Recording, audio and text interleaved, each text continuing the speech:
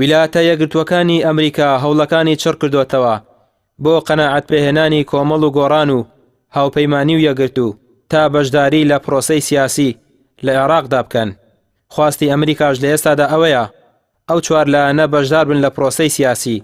حیزبە ناڕازیەکانیشی سەرپشک کرد تا دوابڕیاری خۆیان لەو بارەیەوە بدەن. ئەوەی بۆ ئەوان گرنگ بووە باسییان کرد سێشت بوو بە هەمان شێوە. یەکەم ئەوان زۆر بە جددی ئەم هەڵوێستەی ئێمەیان وەرگرتووە، ئەو سکاڵانیان وەرگرتووە و لەگەڵ نەتەوە یەکگرتوەکان یۆنامی و نێردەی تایبەتی سکرتەری گشتی نەتەوە یەکگرتوەکان یان کومیش لەسەر خەتن بۆ ئەوی بەوردی بەدەراچوون بکرێت بۆ سکاڵاکان. خاڵی دووەم پرسی بەشداریکردنە لە حکوومەتە کە ئەو بڕیاریان بۆ خۆمان جێهێشتووە ئەم لایەنە.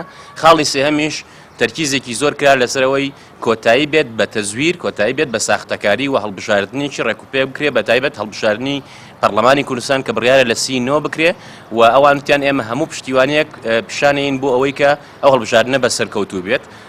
دوایین خاڵکە گرنگە بۆ هاوڵاتیانی کوردستان بزانن کە ئێمە سوورین لەسەر هەڵوێستەکانی خۆمان و بە هیچ شێوەیەک سازش لەسەر دەنگی هاوڵاتیانی کوردستان ناکەین. ئەو چوار لایەنە لە کۆبوونەوەکەیاندا لەگەڵ نێردەی سەرۆکی ئەمریکا ئەوەیان وتووە تا کۆمیسیۆن وەڵامیان نەداتەوە و پەردە لەسەر ئەو ساختەکاریانەی کراوە هەڵ نەدرێتەوە. ئەوان بە یەکریزی یەک بڕیاریان هەیە، ئەویش بایکۆتی پرۆسەی سیاسیە. هەرچەندە مەکگۆرگ لە کۆبوونەوەکەدا ئەوەی وتووە کە ئەمریکا نیگەرانە لەسەر ئەو سکاڵانەی تۆمار کراوە و بە جددی شکاری لەسەر دەکەن، بەڵام دوجار پەردەلادان لەسەر ساختەکاریەکان یاخود دووبارەکردنەوەی هەڵبژاردنەکان قەناعەت بۆ چوار لایەنە دەهێنێت.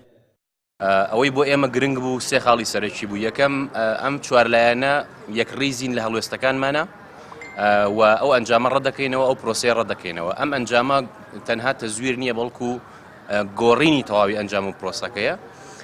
خاڵێکی ترکە گرنگە بۆ ئێمە ئەم تەزویرکردنە بەم ئاستە باڵایە بەم ئاشکرایە کە ڕوونە بۆ هەموو هاوڵاتیانی کوردستان و دەوڵەتان و ئەتوانم بڵێم وڵاتانی دنیاش ئەوەیە کە ئەم ئەبێتە هۆی ناسەقامگیری، ئەبێتە هۆی تێکچوونی ئاسایش لە هەرێمی کوردستانەوە. ئەو لایەنانەی ئەم هەنگاوانەیان ناوە بەرپرسیارن. دوا بەدوای کۆبوونەوەی چوار لایەنەکە لەگەڵ مەکگۆرگ ئەو حیزبانە کۆبوونەوەیەکی نیوکاشمێریان ئەنجامدا بۆ هەڵسەنگاندنی خواستەکانی ئەمریکا و بەشداریان لە پرۆسەی سیاسی. قسەی کۆتاییشیان ئەوە بوو تا نیگەرانیەکانیان نەڕەوێننەوە لەسەر بڕیاری بایکۆت بەردەوام دەبن و لەو ڕێگەیەشی گرتویانە پشتی یەکدی بەرنادەن. ڕەمیا عوسمان، کەناڵی ئاسمانی پێام، سلێمانی.